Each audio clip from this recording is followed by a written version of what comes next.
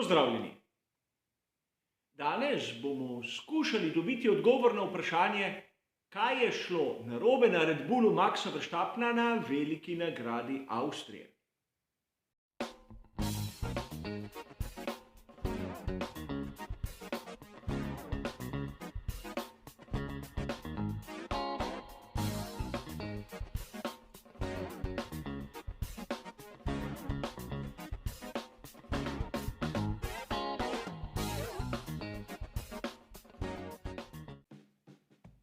Marsikdo izmed vas je seveda zapazil, da pri Red Bullu so imeli popolnoma nasprotujočo si formo v tem dirkaškem vikendu.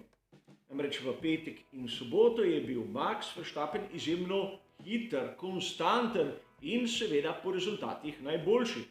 Medtem ko v nedeljo se je nekaj zlomilo, neka sprememba, ki je njegov rezultat v bistvu pokvarila. In poraja se zanimivo vprašanje. Je bil Ferrari s Charlesom Leclercem res tako hiter, kot nekateri trdijo, ali je imel Red Bull neke težave, katerim niso bili kos? Sicer nočem metati nikakršne sence na rezultat skuderije Ferrari, ampak to vprašanje nam lahko pomaga razumeti marsikaj. Preden začnemo z analizo, je treba poudariti nekaj. Razmišljanje in rezultati, do katerih sem prišel, so plod mojega razumevanja, mojega znanja in mojega videnja Formule 1. Ta prispevek ni prepisan od nobenega tujega avtorja, kot se pogostokrat zgodi v drugih virih. Zato so lahko zaključki konec koncev popolnoma napačni. Ampak upam, da bom dal neko jasno, razumljivo razlago, kaj bi se lahko dogajalo z Maxom Verstappenom, predvsem na začetku velike nagrade Avstrije. Namreč treba bo najprej pogledati, kje so tiste bistvene razlike. In vidimo lahko na tem grafu, da je izjemno enostavno razumeti. Na samem začetku dirke je Max Verstappen odpeljal izjemno majhno število krogov s tisto pnevmatiko medium ali C4. Če primerjamo Maxa in Charlesa, bomo takoj ugotovili, da Max je prvo menjavo imel v 13. krogu, Charles v 26. Nato, če pogledamo drugi set pnevmatik, sta oba prevozila 23 krogov. Max Verstappen v tretjem setu je porabil 22 krogov zopet s mešanico hard. Charles Leclerc le 9. Seveda, ker je bila takrat nevtralizacija dirke, sta oba izkoristila trenutek in odšla na menjavo. Nataknila sta zopet pneumatiki medium in oba odpeljala 13 krogov. A ni dovolj. Namreč imamo tudi sprint, ki nam bo tu prvo vodilo. Na sprintu s pneumatikami medium Max Verstappen ni imel težav. Tudi zdržal je 23 krogov, kar je 10 krogov več od tistega, kar smo videli na prvem delu velike nagrade Avstrije. Kaj se je spremenilo med soboto in nedeljo? Vemo, da bolidi morajo ostati enaki. Pravilo Parc Fermé. In sedaj je tu možno razglabljati o potencialnih vzrokih. Možno je, da pri Pirelliju so napravili komplet slabše kvalitete in po nesreči je tega dobil Max. Ampak čeprav je teorija možna, je po mojem osebnem mnenju malo verjetna. Ukolikor bi se zgodilo kaj takega, bi takoj slišali izjave, kakšne proizvode ima Pirelli. Po drugi strani bi lahko dejali, da je Max Verstappen v prvem delu dirke enostavno vozil prehitro. Tu lahko naredimo primerjavo s sprintom. Namreč v sprintu Max Verstappen ni imel težav in njegov ritem nekje v povprečju se je gibal okrog minute 8 sekund in 5 desetin. Kot sem že omenil, sprint je trajal le 23 oziroma zaradi ponovljenega štarta 24 krogov. Količina goriva je bila seveda nižja. V rezervoarjih je bilo približno tretjina tistega, kar vidimo na začetku same dirke, in to moramo upoštevati seveda pri korekturi samega ritma.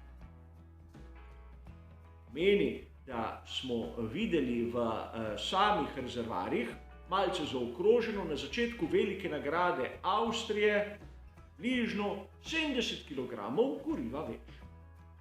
Ker je tu proga specifična, krog izjemno kratek, lahko nekje ocenimo, da 10 kg, seveda višja masa, pomeni izgubo časa na krog 2 desetink. Imamo jih 70 in to pomeni sekunda in 4 desetinke. Zaokrožimo lahko na sekundo in pol. Ker smo imeli ritem na sprintu minuta 8 sekund in 5 desetink, lahko rečemo, da ritem na začetku same velike nagrade Avstrije bi moral biti okrog minute in 10 sekund. Kolikor bi voznik vozil hitreje, bi lahko zahteval preveč od svojih pneumatik. Kasneje pač lepo je nekako skušal ohranjati pneumatike. Če pogledamo ritem Maxa Verstappena, ne vidimo v prvem delu dirke niti enega kroga izpod minute in 10 sekund.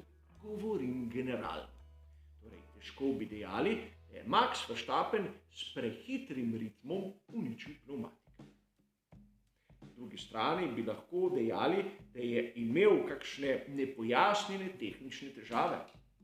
Ampak v prvem delu dirke, nekje do 12. kroga, sta Max Verstappen in Charles Leclerc vozila s podobnim ritmom.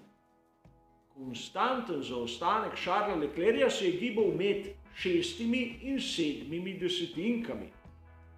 In torej Max Verstappen zagotovo ni vozil bistveno počasneje od Charlesa Leclerca. Do 12. kroga, ki ga je Charles Leclerc odpeljal s časom minute 10 sekund in 4 desetink. Max Verstappen s časom minute 11 sekund in 9 desetink. Kar naenkrat je bil za sekundo in pol počasnejši. In nato je odšel na menjavo.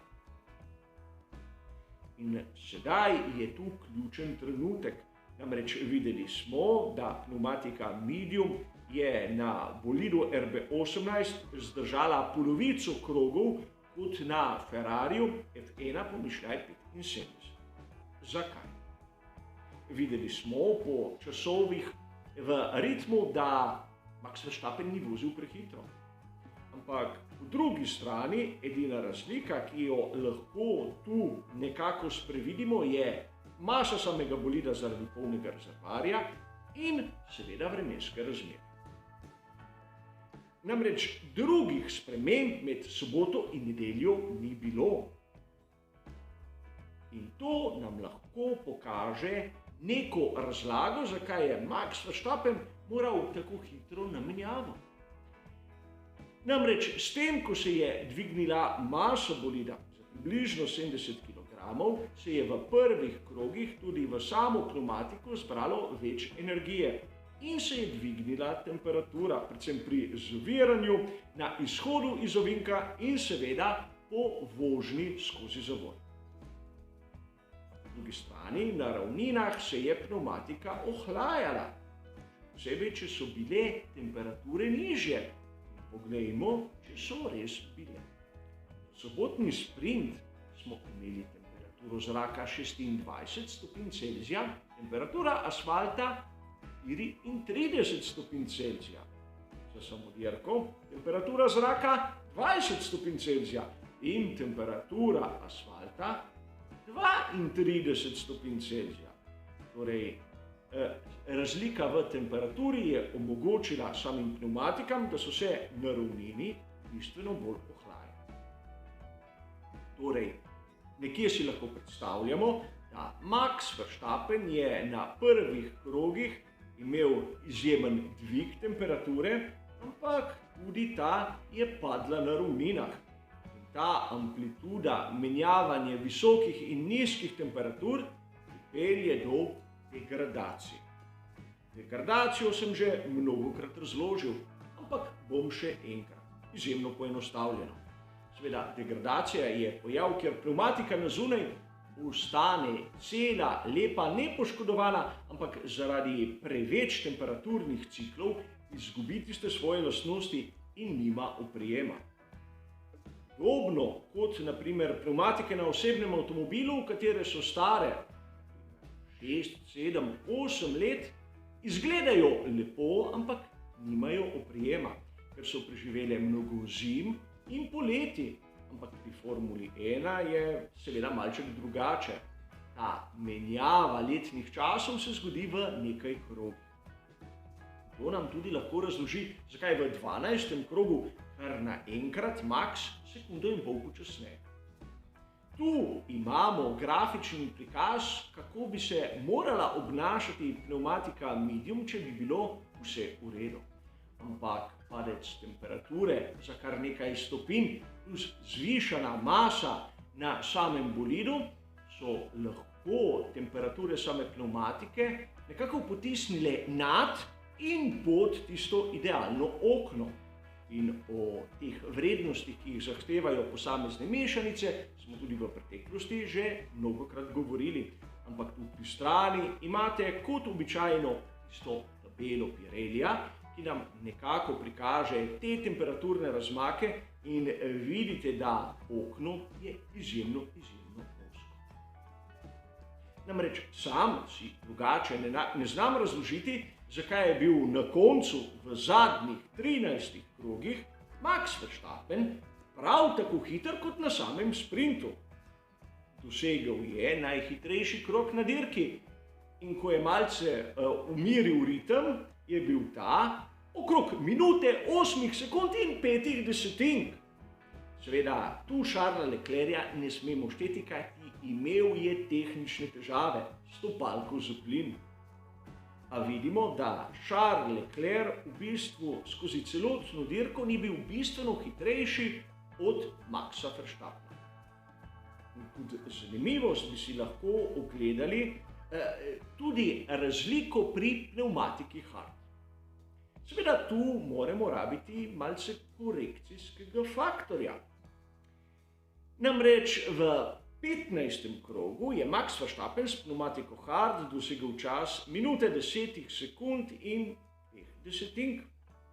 V 30. krogu, ko je imel Charles Leclerc podobno staro pnevmatiko hard, je dosegel čas minute 9 sekund in 7 desetink. In marsikdo bo sedaj rekel, vidi se, da je bil Ferrari hitrejši. Res je, ampak imel je v rezervoarjih tudi manj goriva. In razlika 15 krogov je približno na celotni razdalji dirke 20%. In 20% pač goriva pomeni pri 110 kg, recimo temu zaokroženo nekaj več kot 20 kg, kar s tistim korekcijskim faktorjem 2 desetink, seveda na 10 kg, pomeni približno pol sekunde, kar je točno razlika med časom Maxa Verstappena in Charlesa Leclerca. In vidimo lahko, da ritem, ki ga je držal Ferrari, je popolnoma enak tistemu, ki ga je dosegel Verstappen v celotni dirki, razen v 12. krogu. In seveda posledično tistemu postanku v boksih, ki je celotno dirko postavil na glavo. Kolikor bi imel Max Verstappen kakšne hujše težave, se ne bi v zadnji fazi dirke lahko približal Ferrariju, v bistvu na sekundo in pol. Ne bi postavil najhitrejšega kroga in še bi lahko našteval.